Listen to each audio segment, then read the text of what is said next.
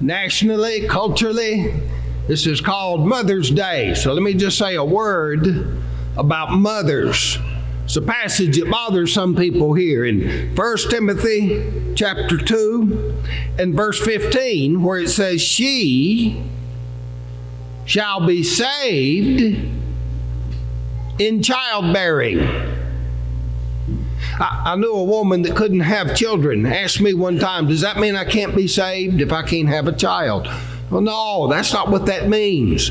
Paul has been discussing the roles of men and women, particularly in regard the men to lead the worship. Let men, that's the word for males, let the males pray everywhere, lifting holy hands without wrath and doubting, but the women keep silence in the churches.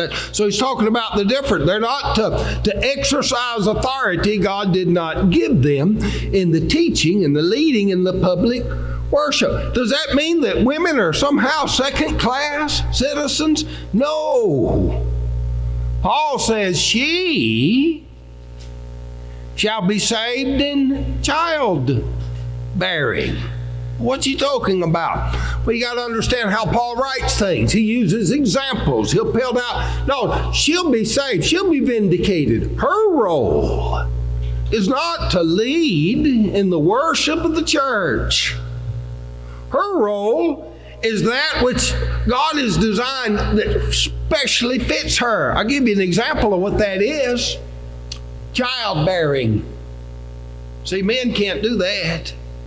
That's something special for women. Now, that doesn't mean that you have to bear children to be saved. That's not what Paul's talking about. But by picking out that example of what women are specially equipped for, and this isn't just physically, this is mentally, emotionally. There's just some things about, you take some of the skills it takes to take care of children. And women have those skills and abilities and can use them in other areas as well. And the example, the fact that the Holy Spirit of God had Paul pick out the example of childbearing just shows the value that God places on mothers, doesn't it? I think that's amazing. Here we are looking at culturally. It's been a long tradition in America. We've got a Mother's Day.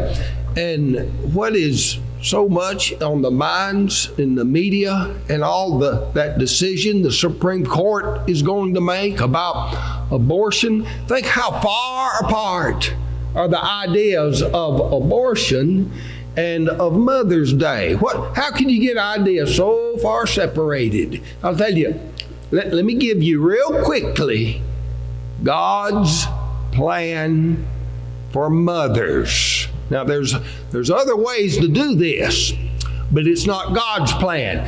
And God's plan is the best plan for mothers. It's in four. It's not that this is simple to do, but it's simple to comprehend and grasp. These four things. Number one, God's plan for mothers. Number one, keep thyself pure. That's the first part. Number two, get married. Don't get this out of order. Get married. Number three, be faithful to your husband. Number four, love your children.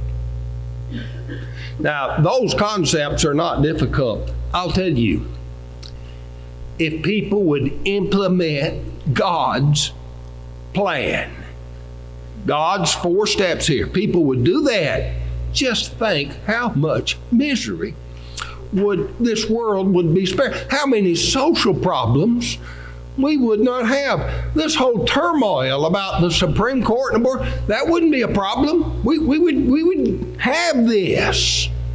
Keep thyself pure. Get married. Be faithful to your husband and love your children. Those 4 steps, God's plan for motherhood.